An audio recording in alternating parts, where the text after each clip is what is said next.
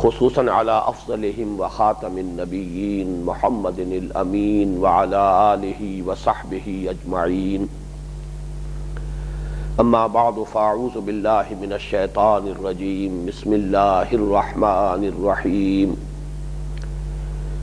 قالت الاعراب آمنا قل لم تؤمنوا ولكن قولوا اسلمنا ولما يدخل الایمان في قلوبكم وَإِن تُطِيعُوا اللَّهَ وَرَسُولَهُ لَا يَلِتْكُم مِّنْ أَعْمَالِكُمْ شَيْئًا إِنَّ اللَّهَ غَفُورٌ رَّحِيمٌ إِنَّمَا الْمُؤْمِنُونَ الَّذِينَ آمَنُوا بِاللَّهِ وَرَسُولِهِ ثُمَّ لَمْ يَرْتَابُوا وَجَاهَدُوا بِأَمْوَالِهِمْ وَأَنفُسِهِمْ فِي سَبِيلِ اللَّهِ أُولَٰئِكَ هُمُ الصَّادِقُونَ قل اتعلمون اللہ بدینکم واللہ یعلم ما فی السماوات وما فی الارض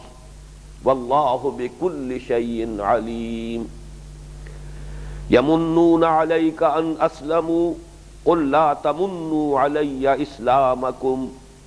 بل اللہ یمن علیکم ان ہداکم للایمان ان کنتم صادقین ان اللہ یعلم غیب السماوات والارض واللہ بصیر بما تعملون صدق اللہ العظیم رب اشرح لی صدری ویسر لی امری واحلل عقدۃ من لسانی یفقہوا قولی اللہم ربنا الہمنا رشدنا واعذنا من شرور انفسنا اللہم ارنا الحق حقا وارزقنا اتباعه وارنا الباطل باطلا وارزقنا اجتنابه اللہم نور قلوبنا بالایمان واشرح صدورنا للاسلام اللہم وفقنا لما تحب وترضى اللہم وفقنا ان نجاہد فی سبیلک باموالنا وانفسنا آمین یا رب العالمین۔ پچھلی دو نشستوں سے ہم سورہ حجرات کا تیسرا اور آخری حصہ پڑھ رہے ہیں۔ ویسے تو یہ بات بار بار سامنے آ چکی ہے کہ سورۃ الحجرات کل کی کل مسلمانوں کی حیات اجتماعی سے متعلق مختلف مسائل سے بحث کرتی ہے۔ اس کے تین حصے ہیں، پہلے اور آخری حصے میں کچھ اصولی مباحث ہیں، درمیانی حصے میں تفصیلی کچھ احکام آئے ہیں۔ اس وقت عرض یہ کرنا ہے کہ اس پوری سورہ مبارکہ میں غیر مسلموں سے، کفار سے، مشرکین سے کوئی خطاب نہیں ہے، خطاب کل کا کل مسلمانوں سے ہے۔ البتہ جو تیسرے حصے کی پہلی آیت ہے اس میں خطاب کو عمومیت کا رنگ دے دیا گیا، یا ایھا الناس۔ اس آیت مبارکہ کے بارے میں جو پہلی آیت ہے، آیت نمبر 13، جس کا کہ ہم مطالعہ کر چکے ہیں پچھلی دو نشستوں میں، تو اگرچہ اس کا بھی اصل مضمون یہ ہے کہ مسلمان معاشرے میں عزت اور فضیلت کی بنیاد کیا ہے، کیونکہ اس سے پہلے جو مضمون چلا آ رہا تھا، ایک دوسرے کا مذاق نہ اڑاؤ، ایک دوسروں کی عیب چینی نہ کرو، ایک دوسرے کی غیبت نہ کرو، تو چونکہ ان تمام سماجی برائیوں کی اصل جڑ یہ ہے کہ کسی شخص یا گروہ میں اپنے افضل ہونے کا غرہ ہو، کسی دوسرے کے حقیر ہونے کا، کمتر ہونے کا احساس ہو، اسی پر تمسخر ہوتا ہے، اسی پر استہزاء ہوتا ہے، اسی پر عیب چینی ہوتی ہے، اسی کی بنیاد پر غیبتیں ہوتی ہیں۔ تو اصل میں تو اس آیہ مبارکہ میں بھی مسلمانوں کو ہدایت دی گئی ہے کہ وہ یہ بات سمجھ لیں کہ ان اکرمکم عند اللہ اتقاکم،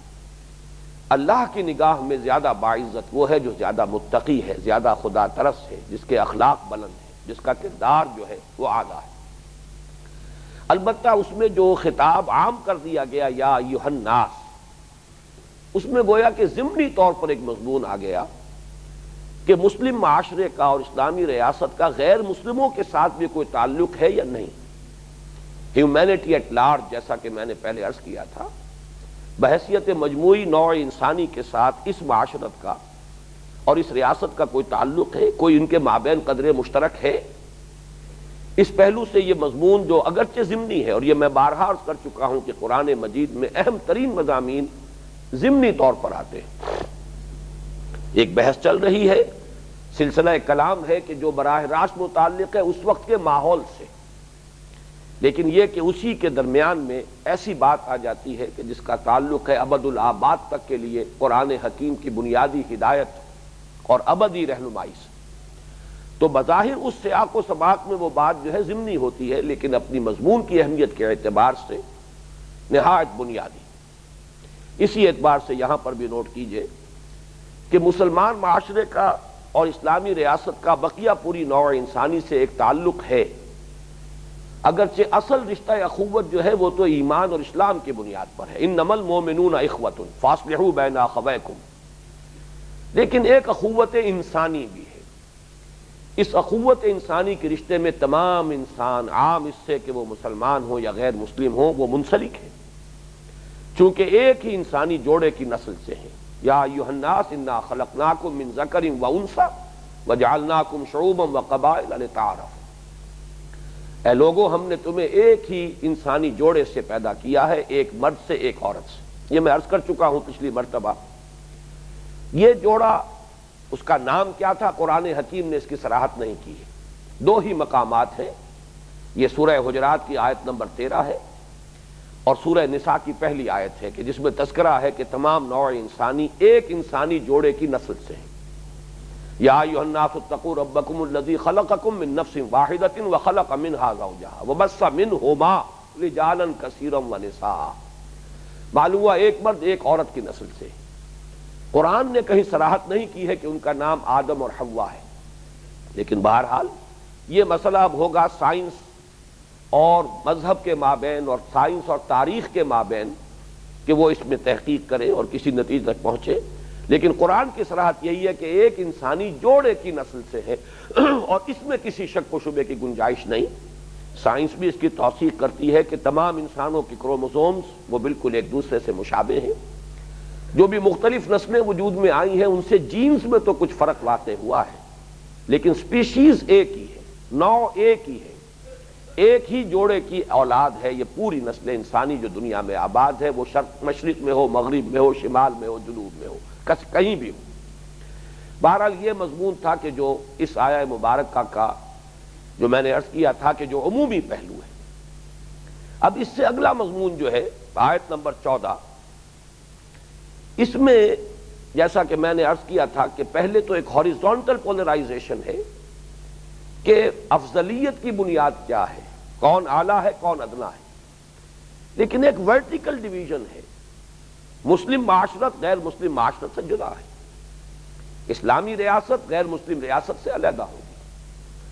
یہ جو مسلمانوں کی اپنی معاشرت وجود میں آتی ہے، مسلمانوں کا اپنا معاشرتی نظام وجود میں آتا ہے، ایک اسلامی ریاست اس کی بنیاد پر قائم ہوتی ہے. اس میں شمولیت اور شرکت کی بنیاد کیا ہے؟ ظاہر بات ہے کہ اس کی بنیاد اسلام ہے. اصل میں اب بقیہ جو یہ 5 آیات ہیں اس سورہ مبارکہ کی جن کا اب ہم مطالعہ شروع کر رہے ہیں، اس میں جو اصل مضمون ہے وہ یہ ہے کہ اسلام بنیاد ہے اسلامی معاشرت کی، اسلامی ریاست کی.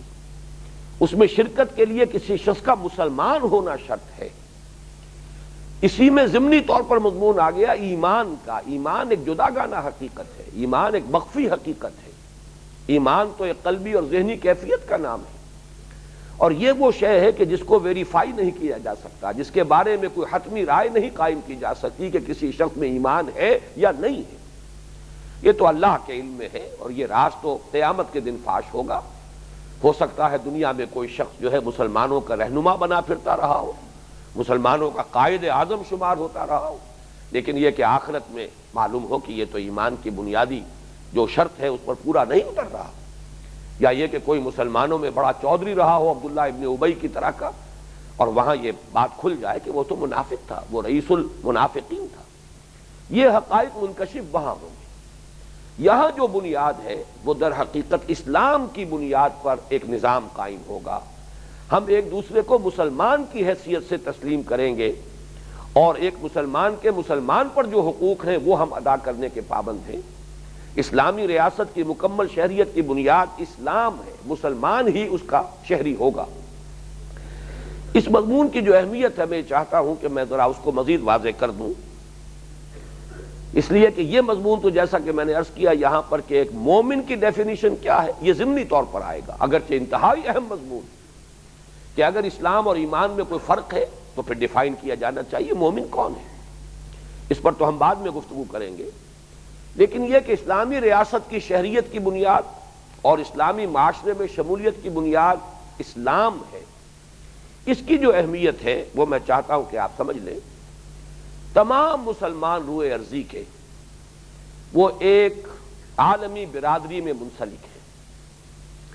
دنیا میں اگرچہ تقسیمیں پہلے بھی رہی ہیں سوائے خلافت راشدہ کے کہ حکومت بھی ایک ہی تھی، بعد میں بھی کچھ تھوڑے سے عرصے کے لیے ایک ہی ریاست رہی، دور بنو امیہ تک ایک ہی ریاست تھی پورے عرضی پر، اس میں تمام مسلمان شامل تھے۔ لیکن بعد میں تو آپ کو معلوم ہے کہ جیسے ہی دور بنو امیہ ختم ہوا، دور بنو عباس کا آغاز ہوا، دو مملکتیں قائم ہو گئی۔ بنو عباس کی حکومت علیحدہ تھی اور بنو امیہ ہی کی ایک شاخ تھی کہ جو ایک علیحدہ حکومت جو قائم ہوئی ہسپانیہ میں وہ جاری رہی۔ تو مملکتیں دو ہو گئی۔ اس کے بعد جیسے جیسے زمانہ گزرا مملکتیں تو بدلتی چلی گئی، تقسیم در تقسیم۔ خلافت بنی عباس کے زمانے میں بھی کوئی ایک مرکزی حکومت نہیں رہی تھی، یہ تقریباً 250-300 برس تو یہ دور جو ہے بہت ہی عروج کا دور ہے، اس میں واقعتاً مرکزی حکومت جو ہے اس کا تسلط اور اس کا اقتدار وہ پورے اس علاقے کے اوپر تھا، لیکن بعد میں مرکزی حکومت مزمحل ہوتی چلی گئی، مختلف سلاطین اپنے اپنے علاقوں میں برسر اقتدار تھے۔ خطبے میں نام خلیفہ کا آتا تھا، وہ ایک گویا کہ سمبولک اور ایک علامتی وحدت کا نشان تھا، باقی حقیقی اختیارات جو ہے وہ تو سلاطین کے ہاتھوں میں آ چکے تھے۔ پھر اس کے بعد جب خلافت بنو عباس ختم ہو گئی تو پھر تو باقاعدہ علیحدہ مملکتیں قائم ہو گئی۔ مغل امپائر ہے ہندوستان میں، صفوی حکومت تھی ایران میں، پھر وہ خلافت عثمانیہ کا ایک زمانہ ایک علاقہ ہوا، پھر یہ کہ حجاز کا علاقہ بہت طویل عرصے تک خلافت عثمانیہ کے تحت بھی نہیں آیا، بلکہ وہ بھی ایک حکومت رہی ہے، بہت عرصے کے بعد اس نے خلافت کا اعلان کیا ہے، جبکہ حجاز پر بھی اس کا اقتدار جو ہے آل عثمان کا وہ پورا ہو گیا ہے، قائم ہو گیا ہے، تب انہوں نے خلافت کا اعلان کیا، ورنہ اس سے پہلے وہ بھی ایک حکومت تھی، جیسے کہ مغلوں کی حکومت تھی ویسے ہی حکومت جو ہے وہ ترکان عثمانی کی بھی تھی۔ اسی طرح مصر میں علیحدہ حکومت رہی اور شمالی افریقہ کے ممالک میں علیحدہ حکومتیں رہی۔ لیکن ایک بات نوٹ کر لیجیے، اور یہ بہت اہم ہے تاریخی اعتبار سے، اس صدی کے آغاز تک مسلمانوں کی وحدت ملی برقرار تھی۔ ہر مسلمان ملک کا شہری تھا، کہیں کوئی پاسپورٹ نہیں تھا، کہیں کوئی ویزا نہیں تھا، مختلف حکومتیں انتظامی حیثیت سے علیحدہ تھیں۔ معلوم ہو گیا کہ یہاں سے مغلوں کی حکومت کا جو ہے دائرہ شروع ہو گیا ہے، صفویوں کی حکومت ختم ہو گئی، یہاں سے ترکوں کی حکومت کا دائرہ شروع ہو گیا، فلاں کی حکومت ختم ہو گئی۔ یہ انتظامی علیحدہ یونٹس تھے۔ مسلمان یہاں سے وہاں، مشرق سے مغرب، مغرب سے مشرق، جہاں چاہتا ہے جاتا تھا۔ اور یہ کہ ایسا بھی ہوا ہے کہ کوئی سیاح چلا ہے اقصائے مغرب سے، مراکش سے چلتا ہے ایک سیاح، ہندوستان میں آ جاتا ہے اور وہ یہاں پر وزارت کے منصب پر فائز ہو جاتا ہے، کوئی اس سے نہیں پوچھتا کہ تمہاری نیشنلٹی کیا ہے، تم تو سن آف دی سوائل نہیں ہو، تم یہاں آ کر کیسے اتنے بڑے منصب پر فائز ہو گئے۔ تو اس صدی کے آغاز تک وحدت ملی برقرار رہی، گویا کہ ہر مسلمان جو ہے ان تمام حکومتوں کا ایک انٹرنیشنل سٹیزن تھا، اس کے پاس ایک بین الاقوامی جو ہے وہ شہریت اس کو حاصل تھی، وہ جہاں چلا جائے، جہاں چاہے چلا جائے، کسی مسلمان کی حکومت ہو، اس کی جو جہاں تک شہریت ہے اس کے حقوق برقرار ہیں۔ تو ایک بات تو یہ نوٹ کیجئے کہ در حقیقت یہ اس صدی کے شروع میں ویسٹرن امپیریلزم نے ہماری اس وحدت ملی کو ختم کر کے پہلی جنگ عظیم کے بعد جو سلطنت عثمانیہ کے حصے بکھرے ہوئے ہیں، اور پھر ہر جگہ پر انہوں نے نیشنلسٹ قوم پرستانہ تحریکوں کو فروغ دیا ہے۔ المصر للمصریین، مصر مصریوں کا ہے، الشام للشامیین، شام شامیوں کا ہے۔ شامی کوئی علیحدہ شے ہے، مصری کو علیحدہ شے ہے، یہ کوئی تصور اس صدی سے پہلے عالم اسلام میں موجود نہیں تھا۔ یہ بالکل ایک ریسنٹ کانسیپٹ ہے، اور در حقیقت یہ مغربی امپیریلزم کا سب سے کاری وار ہے جو امت مسلمہ پر ہوا ہے۔ ورنہ ایک مسلمان تمام جو عالم ارضی کی مسلمان حکومتیں تھیں ان کا وہ گویا کہ ایک مسلمہ شہری تھا، اسے حقوق شہریت ہر ملک میں حاصل تھے، اسے کہیں ایک ملک سے دوسرے ملک میں جانے کے لیے نہ کہیں پاسپورٹ اس کا چیک ہوتا تھا، نہ کہیں کسی ویزا کی اسے ضرورت تھی۔ تو ایک بات تو یہ نوٹ کیجئے، اب بھی ظاہر بات ہے کہ صحیح اسلامی ریاست قائم ہوگی تو کسی ایک خطے میں قائم ہوگی، اس کی کوئی نہ کوئی جغرافیائی حدود ہوں گی، اس کے لیے انتظامی طور پر کچھ نہ کچھ کاغذات، کوئی تشخص، کوئی علامت جو ہے کہ کون شخص اس ملک کا شہری ہے، انتظامی اعتبار سے اس کی ضرورت ہو سکتی ہے۔ عارضی طور پر یہ جغرافیائی حدود جو ہیں وہ ہمیں قبول کرنے پڑیں گے، جغرافیائی سرحدوں کا لحاظ کرنا پڑے گا، لیکن اصولی اعتبار سے جان لیجئے کہ ہر مسلمان گویا کہ پوٹینشل شہری ہے، ہر مسلمان ملک کا، ہر مسلمان مملکت کا، اسے وہاں پر حق شہریت حاصل ہونا چاہیے۔ اور جیسے جیسے وہ وقت آئے گا تو لازماً، اس کی تو خبر دی ہے محمد رسول اللہ صلی اللہ علیہ وسلم نے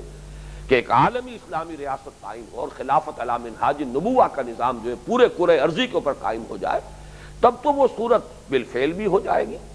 لیکن اس سے پہلے بھی بالقوہ یہ سمجھ لیجئے کہ ہر مسلمان روئے ارضی میں جہاں بھی کوئی مسلمان حکومت ہے پوٹینشلی بالقوہ اس کا شہری ہے،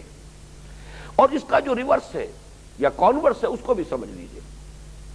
غیر مسلم کسی مسلمان ریاست کا نہ وہ مسلمان معاشرے کے اندر شریک ہوتا ہے، نہ مسلمان ریاست کا شہری ہوتا ہے۔ یہ بھی اس صدی کا تصور ہے، یہ نیشنلزم جو ہے، ان دونوں تصورات کی شد و مد کے ساتھ نفی کی علامہ اقبال نے، اور انہی کو حق پہنچتا تھا، اور انہی کا یہ مقام بھی تھا کہ وہ اس کی نفی کرتے، اور اس کی جو نفی ہے اس کو تسلیم کیا جاتا۔ کسی اور شخص کا انٹلیکچوئل لیول وہ نہیں تھا کہ اس کی بات کو اس طریقے سے قبول کر لیا جاتا ذہناً، اگرچہ یہ اب بھی میں تسلیم کرتا ہوں کہ پورے طور سے مسلمانوں نے اس بات کو ابھی ذہناً قبول نہیں کیا ہے جس گہرائی میں کو قبول کرنا چاہیے۔ آج بھی ہمارے ہاں خود اس ملک میں مملکت خداداد پاکستان میں بھی وہ سیکولر کانسیپٹس موجود ہیں، اور بعض مذہبی لوگ جو ہیں ان کو پیش کر رہے ہیں۔ یہ جو تصور ہے کہ ایک جغرافیائی حد میں بسنے والے تمام انسان مساوی شہری ہیں، چاہے وہ مسلم ہو، غیر مسلم ہو، عیسائی ہو، پارسی ہو، ہندو ہو، یہ تصور تو اسلام سے کے لیے تو بالکل اجنبی تصور ہے۔ اسلام اس کو قبول کرنے کے لیے تیار نہیں ہے۔ ایک ملک میں رہ سکتے ہیں لیکن وہ علیحدہ ہوں گے، یہ علیحدہ ہوں گے، ان کی معاشرت علیحدہ ہے، ان کی تہذیب علیحدہ ہے، ان کا تمدن علیحدہ ہے، اور ریاست میں بھی غیر مسلم وہ در حقیقت ذمی ہے۔ یہ بھی ایک بڑا اس وقت ایک مغالطہ پیدا کیا جا رہا ہے کہ ایک ذمی ہوتا ہے، ایک معاہد ہوتا ہے۔ یقیناً درمیانی عرصے کے لیے معاہد ہو سکتے ہیں، جیسے کہ حضور صلی اللہ علیہ وسلم نے معاہدہ کیا۔ اب جیسا کہ آپ کے علم میں صلح حدیبیہ ہوئی، گویا کہ معاہدہ ہو گیا، بہت سے قبائل کے ساتھ آپ نے معاہدے کیے، لیکن یہ در حقیقت انٹرم پیریڈ ہے، ابھی وہ ریولوشنری پروسیس جاری تھا۔ جب غلبہ حاصل ہو گیا جزیرہ نما عرب میں تو سورہ توبہ کی ابتدائی آیات میں صاف اعلان کر دیا گیا کہ کسی مشرک کے ساتھ اللہ کا کوئی معاہدہ نہیں ہو سکتا، جو بھی معاہدے اب تک تھے وہ اپنی اپنی مدت تک جن کے ہیں وہ پورے کر دیے جائیں گے، اور باقی یہ کہ جیسے ہی وہ مدت ختم ہوگی کسی معاہدے کی تجدید نہیں ہوگی۔ کفر اور اسلام میں معاہدے کا تصور کیا ہے؟ حق و باطل کے مابین کسی مستقل معاہدے کی کوئی بنیاد ہے ہی نہیں۔ یہ عقلی اعتبار سے، منطقی اعتبار سے، اصولی اعتبار سے بالکل غلط بات ہے۔ اسلام کو اپنے حقانیت کا یقین ہے، تو حق جو ہے وہ جو علامہ اقبالی کا شعر ہے بڑا پیارا کہ باطل دوئی پسند ہے حق لا شریک ہے، شرکت میں آ نئے حق و باطل نہ کر قبول۔ ممکن نہیں ہے حق و باطل کے مابین کوئی مستقل معاہدہ کیا۔ ہاں درمیانی ایک وقت میں اسٹریٹجی ہو سکتی ہے۔ میثاق مدینہ بھی اسی قسم کی ایک تدبیر تھی محمد الرسول اللہ صلی اللہ علیہ وسلم کی، یہودیوں سے معاہدہ ہوا ہے، اسی طریقے سے قریش کے ساتھ معاہدہ ہوا ہے، لیکن جیسا کہ سورہ توبہ کی ابتدائی آیات میں آ گیا ہے، کھلا اعلان کر دیا گیا کہ اب کوئی معاہدہ نہیں ہوگا، بس یہ ہے کہ جو اپنے اپنے معاہدے کی مدت جن کی ہے وہ پوری ہوتی جائے گی، تو وہ سمجھ لیں کہ آئندہ سے اللہ اور اس کے رسول کے ساتھ کسی کا کوئی معاہدہ نہیں۔ اسلامی ریاست میں مستقل جو اصول ہے وہ یہی ہے کہ مکمل شہری مسلمان ہے اور غیر مسلم ذمی ہے، لیکن ذمی در حقیقت کوئی گالی نہیں ہے،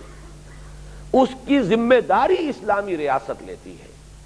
اس کی جان، مال، عزت، آبرو، اس کی مذہبی آزادی، عقیدے کی آزادی، عبادت کی آزادی،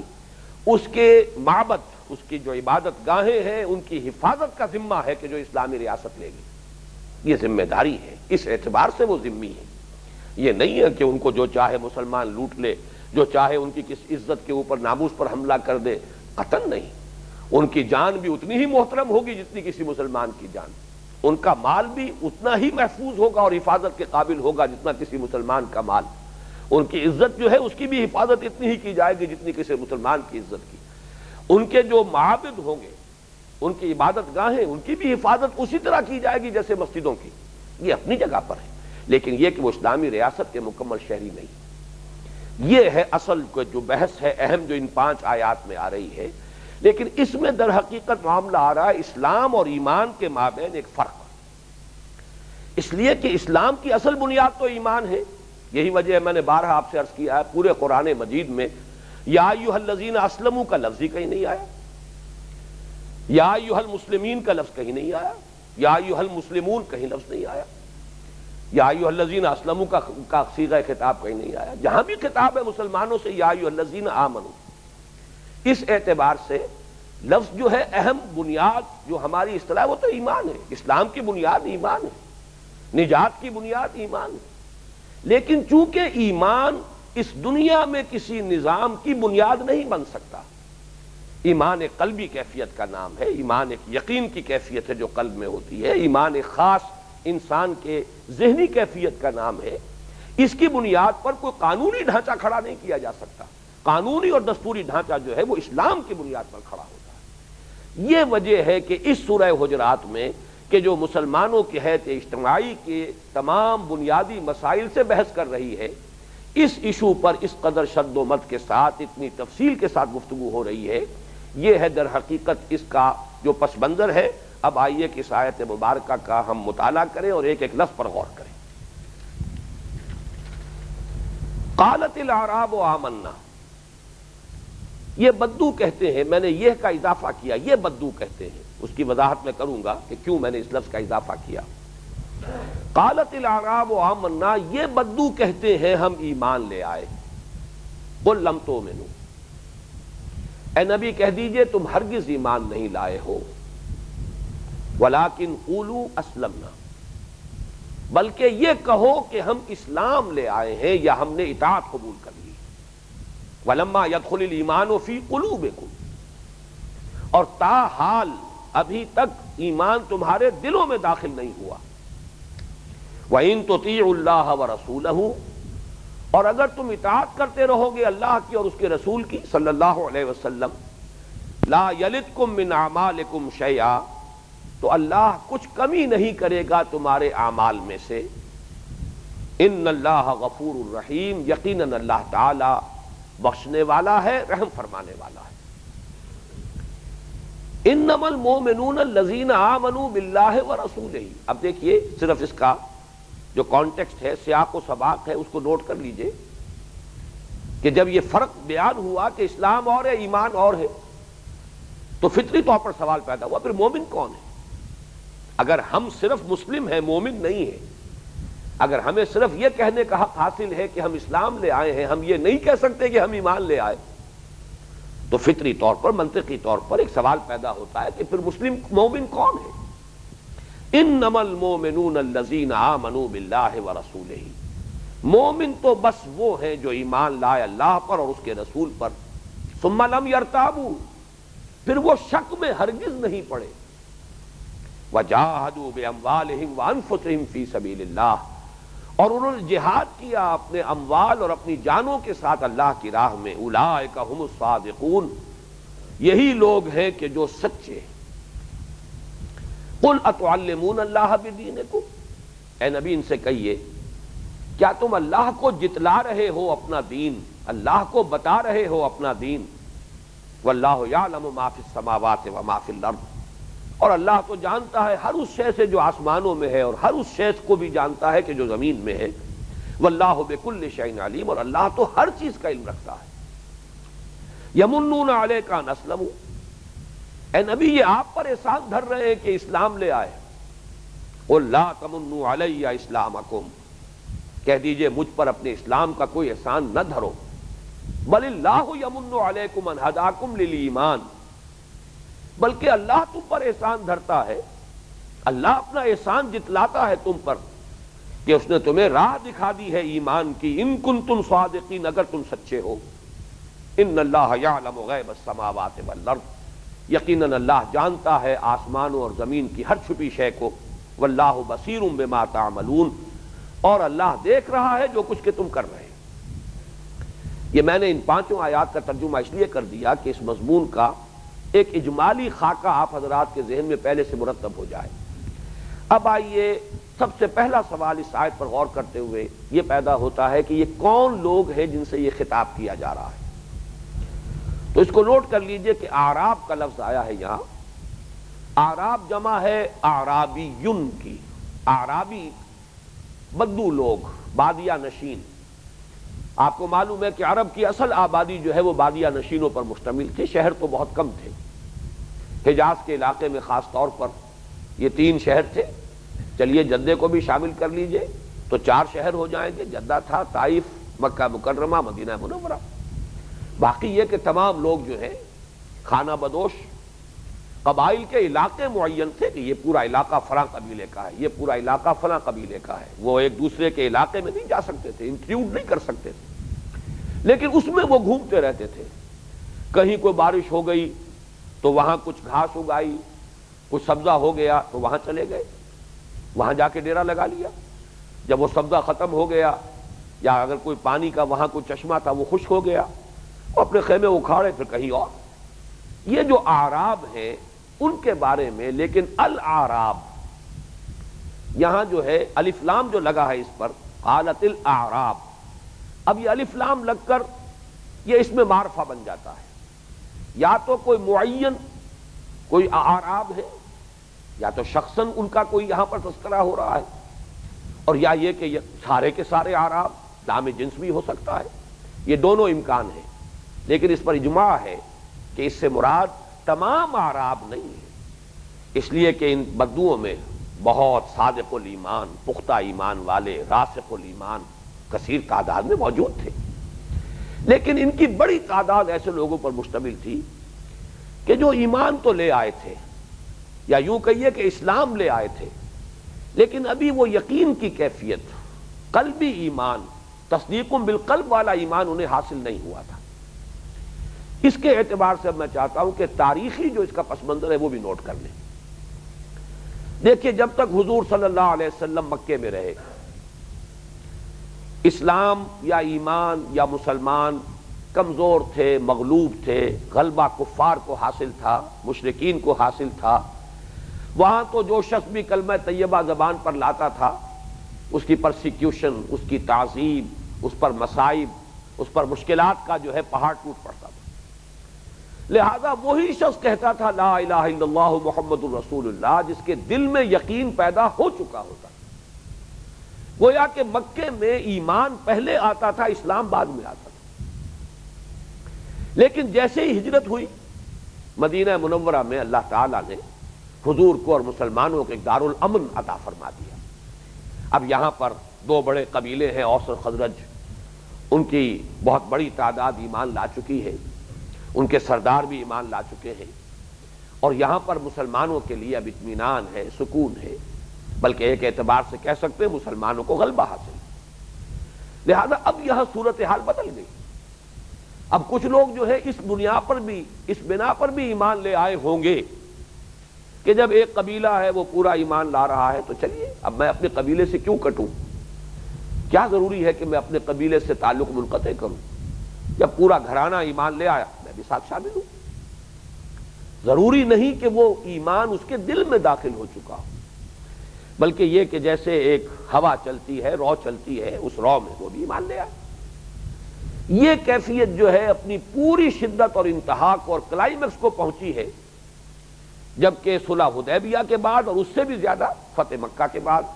پورے عرب میں نبی اکرم صلی اللہ علیہ وسلم اور مسلمانوں کو فیصلہ الغلبہ حاصل ہو چکا ہے۔ اس کے بعد جب وہ اس قرآن مجید میں نقشہ کھینچا گیا ہے اذا جاء نصر اللہ والفتح ورأیت الناس يدخلون فی دین اللہ افواجا، اب فوج در فوج لوگ ایمان میں داخل ہو رہے ہیں، بلکہ یہاں لفظ آیا ہے، نوٹ کیجئے، فی دین اللہ، اللہ کے دین میں داخل ہو رہے ہیں فوج در فوج۔ یہاں لفظ ایمان یا اسلام ان دونوں میں سے کسی کو استعمال نہیں کیا گیا، اللہ کے دین میں داخل ہو رہے ہیں۔ دین کا ایک مفہوم اطاعت بھی ہے، دین کا ایک مفہوم نظام بھی ہے، اس نظام میں شامل ہو رہے ہیں، اطاعت قبول کر رہے ہیں۔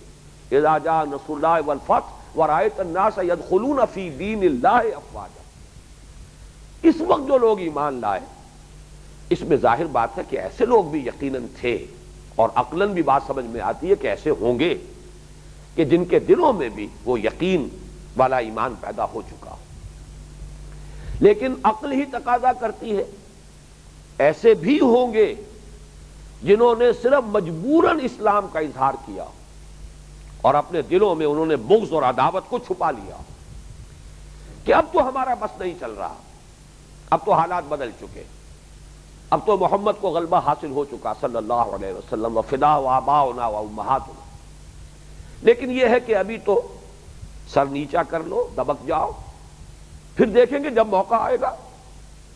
جیسے کہ ہر ریولوشن کے بعد کاؤنٹر ریولوشنری موومنٹس، جب آخری مرحلہ ہوتا ہے کسی انقلاب کا تو مخالفین انقلاب دبک جانے میں عافیت سمجھتے ہیں، جب تک تو وہ سمجھتے ہیں کہ ہم راستہ روک سکتے ہیں انقلاب کا، وہ برملا اور کھلم کھلا راستہ روکتے ہیں اور مخالفت کرتے ہیں۔ جب دیکھتے ہیں کہ اب معاملہ ہمارے اختیار سے اور ہماری طاقت سے نکل رہا ہے، اب ہم اس رو کو روک نہیں سکتے، تو پھر وہ سر جھکا کر دبک جانے کی روش اختیار کرتے ہیں، منتظر رہتے ہیں کہ پھر کبھی موقع ملے تو پھر ہم کوئی کاری وار لگائیں۔ یہ بھی ایک تیسری شکل ہے۔ یہ گویا کہ ایسی شکل ہوئی کہ دل میں نفاق لے کر کوئی شخص ایمان لا رہا ہے۔ میں نے دو انتہائی شکلیں بیان کر دی، ایک تو یہ کہ واقعتاً دل میں ایمان پیدا ہو گیا اور اس نے اسلام کا اظہار کیا، ایک یہ کہ دل میں بغض ہے، عداوت ہے، آئندہ کے لیے سازش کرنے کا دل میں ارادہ موجود ہے، لیکن چونکہ اس وقت بے بس ہو گئے ہیں، کوئی بس نہیں چل رہا، کوئی پیش نہیں جا رہی، لہذا عافیت کا ایک گوشہ تلاش کرنے کے لیے اسلام کا اعلان کر دیا ہے۔ ایک تیسری کیفیت ہوگی بالکل بین بین کی، نہ تو مثبت طور پر ایمان دل میں داخل ہوا، نہ ہی منفی طور پر نفاق ہے، بلکہ جیسا کہ میں نے پہلے عرض کیا تھا اب پورا قبیلہ ایمان لا رہا ہے تو لے آؤ، کوئی یہ بھی ارادہ نہیں ہے کہ بعد میں کوئی موقع دیکھیں گے تو وار لگائیں گے، کوئی اس کی مخالفت کریں گے، اور مثبت طور پر ایمان بھی حاصل نہیں ہوا۔ اس کو میں تعبیر کیا کرتا ہوں، اور یہ ریاضی کے حوالے سے بات سمجھ میں آ جائے گی، زیرو لیول، کہ ایک ہے مثبت اقدار +1 +2 +3 +4 +5، یہ مثبت ہے، ایک ہے -1 -2 -3 -4 -5۔ نظری اعتبار سے بھی ظاہر بات ہے ان دونوں کے مابین ایک زیرو لیول ہوگا۔ تو ایک تیسری کیفیت یہ بھی ہو سکتی تھی ان لوگوں میں سے کس بعض لوگوں کی کہ جو اسلام تو لے آئے لیکن نہ تو ایمان ہی ان کے دلوں میں مثبت طور پر متحقق ہوا، داخل ہوا، جاگزی ہوا، نہ ہی ان کے نیتوں میں کوئی فساد ہے، فتور ہے، نہ ہی دل میں بغض ہے، نہ ہی منفی طور پر نفاق موجود ہے، بلکہ خلا کسی کیفیت ہے۔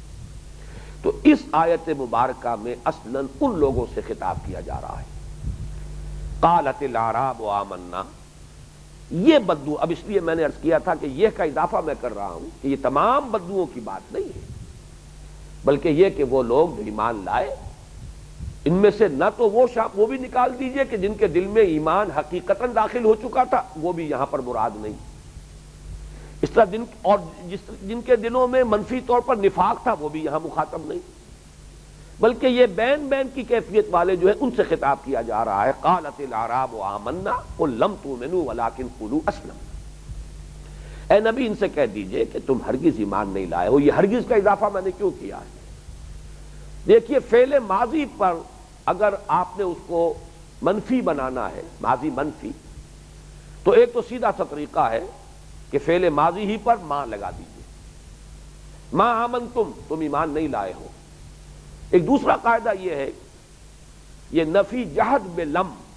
فعل مضارع سے پہلے لم لایا جائے اور فعل مضارع کو آخر میں جزم دیا جائے، یہ ہے لم تؤمنوا، اس میں تاکید ہوتی ہے، جہد ہے، اس میں بہت ہی زور دے کر ایمفیسس کے ساتھ کہ یہ مغالطہ اپنے دل سے نکال دو، تم ایمان ہرگز نہیں لائے ہو، اس غلط فہمی کو رفع کر لو۔ لم تؤمنوا، یہ نہیں کہا قل ما آمنتم، اے نبی ان سے کہہ دیجئے تم ایمان نہیں لائے ہو، نہیں، قل لم تؤمنوا، تم ہرگز ایمان نہیں لائے ہو۔ اس مغالطے کو جتنی جلدی رفع کر لو بہتر ہے۔ ولیکن قولوا، لیکن آتا بھی ہے کسی پہلی بات کی نفی کے بعد، ولیکن قولوا، تم یہ کہہ سکتے ہو، یوں کہو اسلمنا، ہم اسلام لے آئے۔ یہاں پہ اسلام کا ترجمہ آپ لفظی بھی کر سکتے ہیں، ہم نے اطاعت قبول کر لی ہے، لیکن میرے نزدیک اگرچہ بعض حضرات کی رائے یہ ہے، میرے نزدیک صحیح نہیں ہے۔ صحیح یہی ہے کہ جیسے ایمان کو ہم نے اصطلاحاً لیا ہے اس آیت میں، اسلام کو بھی اصطلاحاً لیجیے۔ یہ دونوں در حقیقت اصطلاحات ہیں، ایمان کا بھی لفظی مفہوم یہاں مراد نہیں ہے۔ جبکہ کہا گیا، ان کا دعویٰ آیا آمنا اور نفی کی گئی لم تؤمنوا، اسی طرح یہاں جو فرمایا گیا یہ بھی اصطلاحاً اسلام، تم اسلام لے آئے ہو، تم یہ کہہ سکتے ہو ہم اسلام لے آئے۔ وَلَمَّا يَدْخُلِ الْإِيمَانُ فِي قُلُوبِكُمْ، یہ لم کے بعد جب الف کا اضافہ ہوتا ہے لما، حالانکہ یہ وہی لم ہے اپنے اس قاعدے کے اعتبار سے، لم يدخل الایمان، ہرگز نہیں داخل ہوا ایمان تمہارے دلوں میں، لیکن لما سے ہوتا تاحال، ابھی تک داخل نہیں ہوا ہے، گویا کہ مستقبل میں توقع ہے کہ داخل ہو جائے۔ اس وقت جو گفتگو ہو رہی ہے موجودہ جو کیفیت ہے تمہاری اس کے حوالے سے ہو رہی ہے۔ تم اسلام لے آئے ہو، تم یہ کہہ سکتے ہو ہم اسلام لے آئے، لیکن اگر تمہیں مغالطہ یہ ہو گیا کہ تم ایمان لے آئے تو تمہاری ترقی رک جائے گی، پھر اس ایمان کے حصول کی تم کوشش ہی نہیں کرو گے۔ اس غلط فہمی کو تو رفع کر لو، ایمان ابھی تک تم قطعاً نہیں لائے ہو، ابھی ایمان تمہارے دلوں میں تاحال داخل نہیں ہوا ہے۔ ہاں اسلام، یہ تمہارا اعتراف ہم کرتے ہیں، تم اسلام لے آئے ہو، تمہیں یہ کہنے کا حق حاصل ہے کہ ہم اسلام لے آئے۔ یہاں جیسا کہ میں نے کچھ وضاحت کر بھی دی ہے، اب میں صراحت سے عرض کر دوں کہ یہاں ایک بڑا اشکال پیدا ہوا ہے بہت سے حضرات کو۔ کثیر تعداد میں تو لوگوں کی رائے یہ ہے کہ یہاں مراد منافقین ہے۔ جب اس شد و مت کے ساتھ کہا گیا لم تؤمنوا ولکن قولوا اسلمنا، تم ایمان ہرگز نہیں لائے بلکہ یوں کہو کہ ہم اسلام لے آئے، تو اسلام بلا ایمان تو نفاق ہے۔ یہ بات بظاہر بڑی قوی معلوم ہوتی ہے، مضبوط معلوم ہوتی ہے، وزنی معلوم ہوتی ہے، لیکن اچھی طرح نوٹ کر لیجئے کہ اس کی نفی قرآن مجید جو ہے لا یاتیہ الباطل من بین یدیہ ولا من خلفہ، اس پر باطل حملہ آور نہیں ہو سکتا، یہ اپنے مفاہیم اور اپنے مضامین، اپنے معانی، اپنے مراد کی حفاظت خود کر لیتا ہے۔ فرمایا وَإِن تُطِيعُوا اللَّهَ وَرَسُولَهُ، اگر تم اطاعت کرتے رہو گے اللہ کی اور اس کے رسول کی، جب تم نے اسلام کا دعویٰ کیا، اسلام لے آئے تو اطاعت تو لازم ہو گئی، ایمان دل میں ہے یا نہیں ہے اس سے قطع نظر اطاعت تو لازم ہے۔ اب جو اس کا ظاہری تقاضا ہے، تمہارا دعویٰ ایمان ہے، ہم یہ کہہ رہے ہیں کہ ایمان نہیں لائے ہو، اسلام لے آئے ہو، یہ کہہ سکتے ہو، دونوں حالتوں میں لازمی ہے نتیجہ کہ اطاعت تمہیں کرنی ہے۔ اگر تم یہ اطاعت کرتے رہو گے اللہ کی اور اس کے رسول کی، ان تطیعوا اللہ ورسولہ لا یلدکم من اعمالکم شیئا، وہ تمہارے اعمال میں سے یعنی اس کے اجر و ثواب میں سے کچھ کمی نہیں کرے گا۔ یہاں ثابت ہو گیا کہ یہاں مراد منافق نہیں ہو سکتے، اگر منافق ہو تو ان کی اطاعت مفید نہیں ہے، منافق کے کسی عمل کا کوئی اجر نہیں، منافق اطاعت کر رہا ہے ظاہری اعتبار سے اللہ کی، اس کے رسول کی، اس کے احکام کی پیروی کر رہا ہے، نماز پڑھ رہا ہے، روزہ رکھ رہا ہے، لیکن یہ صرف صورت صلاۃ ہے، صورت زکوٰۃ ہے، صورت صوم ہے، یہ حقیقت میں نہ صوم ہے، نہ صلاۃ ہے، نہ زکوٰۃ ہے۔ نفاق کے ساتھ تو کسی عمل کا اللہ کے ہاں کوئی اجر نہیں۔ اس اعتبار سے نوٹ کر لیجئے کہ یہ چیز خود بخود ایکسکلوڈ ہو گئی کہ یہاں منافق مراد نہیں ہے۔ اب ظاہر بات ہے مومن بھی مراد نہیں، کھلم کھلا جب کہا گیا ہے لم تؤمنوا،